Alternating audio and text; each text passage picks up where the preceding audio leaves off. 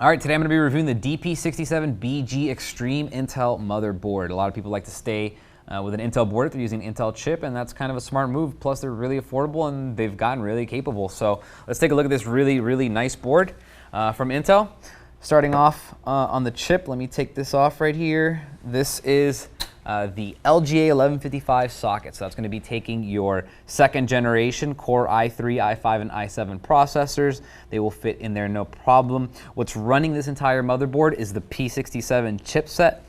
So that's going to support, I think it's 32 lanes of PCI Express connectivity, up to 32 gigabytes of dual channel DDR3 memory. Now the memory that you can put in here is going to run at 1600 megahertz at the fastest natively. But if you wanted to go faster, of course, you can overclock. As far as graphics cards goes, you have two PCI Express X16 2.0 slots, and you have three PCI Express X1 slots, and then you have two PCI standard slots. As far as SATA connectivity goes, over here on this side, you have four SATA 3 gigabit per second slots, or plugs, and then you have two SATA 6 gigabit per second plugs. Those all support RAID 0, 1, 5, and 10, and of course they'll support the Intel Matrix RAID technology and Intel Rapid Recovery, so if you do have a problem with your RAID, you can recover from it quickly and easily. I highly recommend that you put your very fast SSDs on the RAID 6 gigabit per second, and you put your very slow storage drives on your RAID 3 gigabit per second. It's going to help you get some nice performance. Run some RAID 0 here and some RAID 1 or RAID 5 here, and you'll get some really nice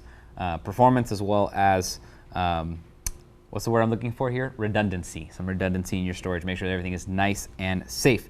Let's move on to the back panel.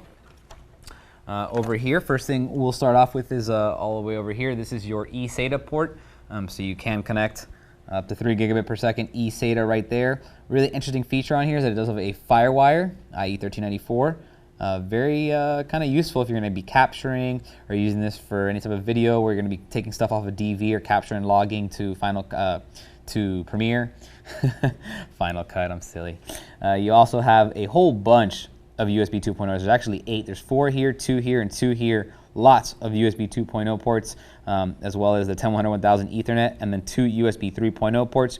You also have digital toslink out, so your SPDIF, as well as 7.1 channel HD audio. That's using the Realtek ALC 892, so very high-end lossless HD chipset being used on there. And then finally, this button back here, I'm sure you're asking, this is the back to BIOS button. So if you are overclocking and you have an issue, this will get you right back into your BIOS very easily and very quickly.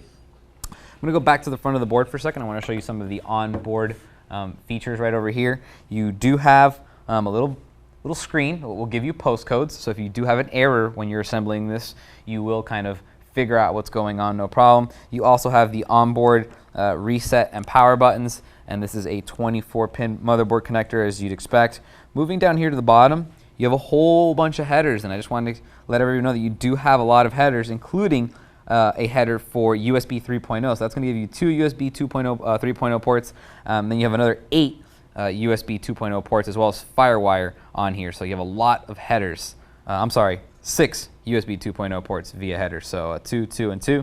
It's a lot of connectivity. If you have a front panel connector or you need a lot of USB, I think this is a really great board for maybe computer editing systems or workstations. Really good stuff, especially if you need high performance and you're going to be overclocking your system to get the best performance out of it. And that's something that, believe it or not, has become common. I see it a lot. I haven't been reviewing motherboards in a while, but I have been keeping up to date, especially with workstation stuff and video editing. I do that on the side, and a lot of people do it. They'll overclock their system. Even though they'll get an i7 and they'll get 32 gigabytes of memory, they'll still overclock it to get even more performance out of their system. And it's not something that, before, a big company or a big, high-end person would never do that. They would stay away from it because they figured that equaled unreliability, and today that's not the case. These processors overclock very easily. They give you huge increases in performance with a very base overclock, and they're still very reliable. So really good stuff. That's the DP67BG. If you have any questions on it, feel free to email me, and I'll see you guys next time. For more information on the Intel DP67BG Extreme motherboard, type in i69-2234 into any major search engine.